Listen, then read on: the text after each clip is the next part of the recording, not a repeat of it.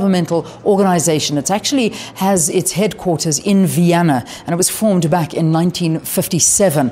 It is the Global Center for Cooperation in Nuclear Applications, Energy, Science and Technology.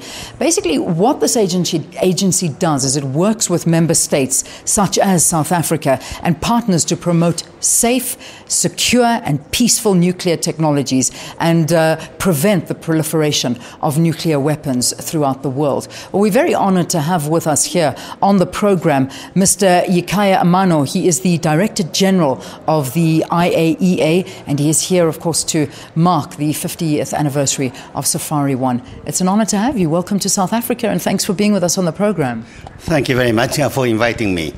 I've given a bit of background as to what the agency actually does, but obviously coming from you, we would find out a little bit more detail. So what is it exactly that your mandate is?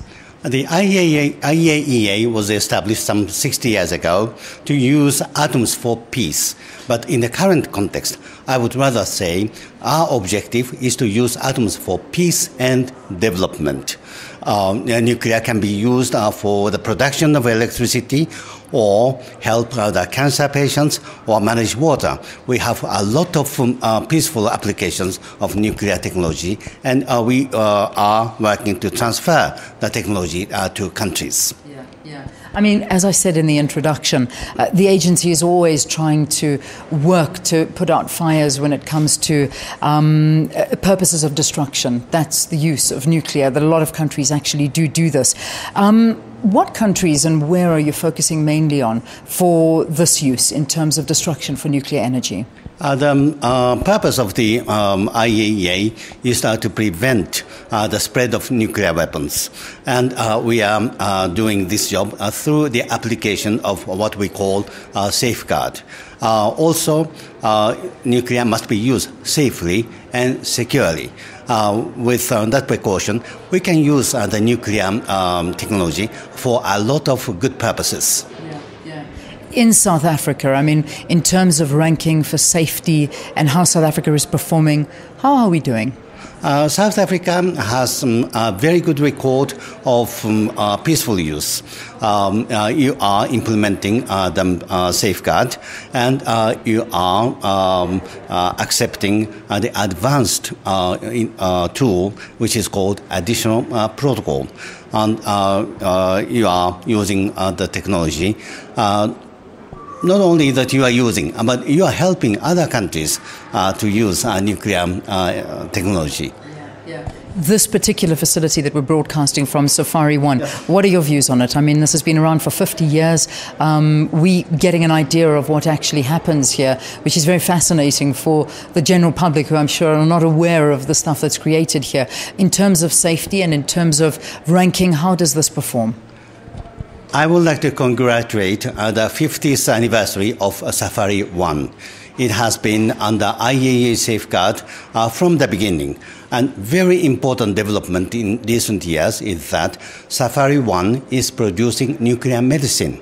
Nuclear medicine is in shortage in recent years, but Safari 1 provided the nuclear medicine to the African countries and beyond.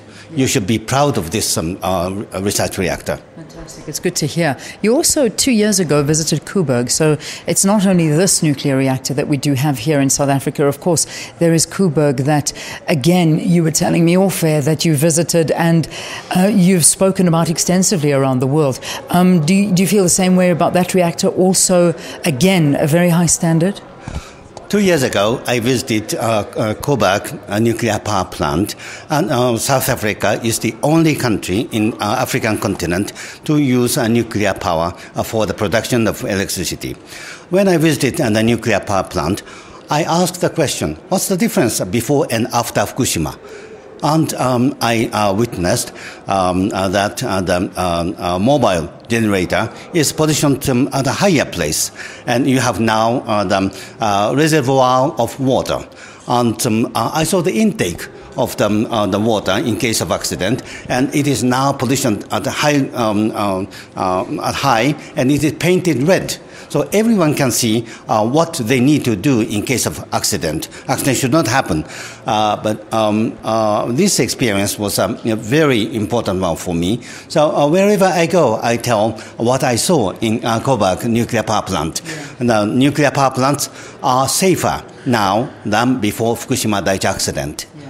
Lot of lessons learnt through Fukushima. And what would you say is the biggest lesson? Because I think it scared a lot of people, and particularly South Africans, when we saw the devastation that Fukushima caused. And yet South Africa are determined to go the route of nuclear. And yet the general public get a bit worried that perhaps that could happen once again. Could it? Can that happen? The most important lesson from Fukushima Daiichi accident is that safety must come first. And now this safety culture is very widely shared by all the countries.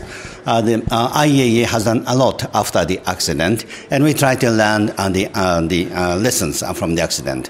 There are a number of lessons. Independent and robust regulatory body is very important.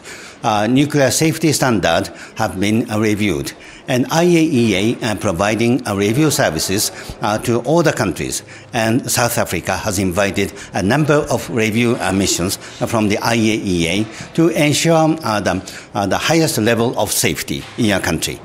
I think what was so nice, we were also speaking to our regulator a little bit earlier on the program, and what is, I think, so vital and important is the independence of the two operations, because I think without that independence, that's where there possibly will be a problem, and that fine line cannot be crossed, and you've got to ensure that they work as two separate entities.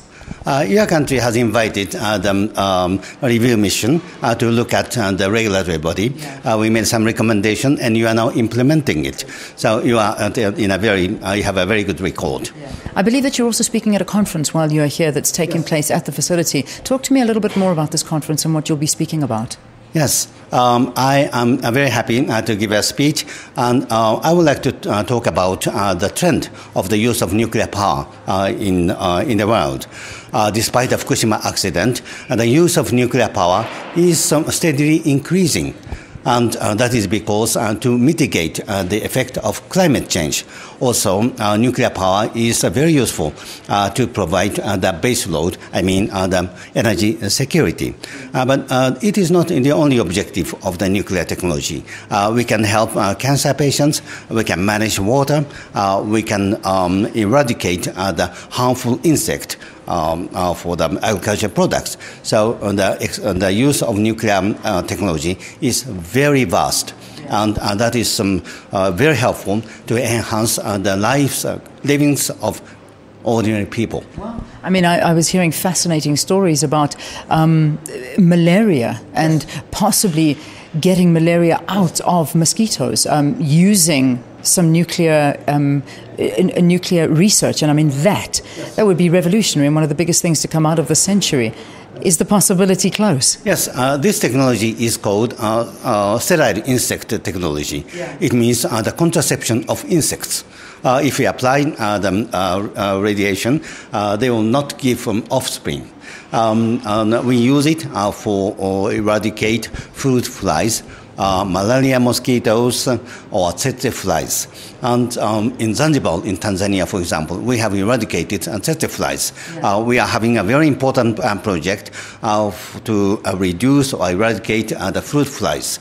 And because of that, owing to this, your farmers are now exporting grapes and persimmons to the markets in developed countries. Yeah. It means much more income for the farmers. Fantastic. Listen, this is interesting. Thank you so much for talking to us. And enjoy the celebrations that will be taking place and the conference that's happening here as well today. Mr. Yuki Amano is the Director General of the IAEA, which of course is the agency, the International Atomic Agency, Energy Agency. Thanks for joining us. Thank you very much. All right.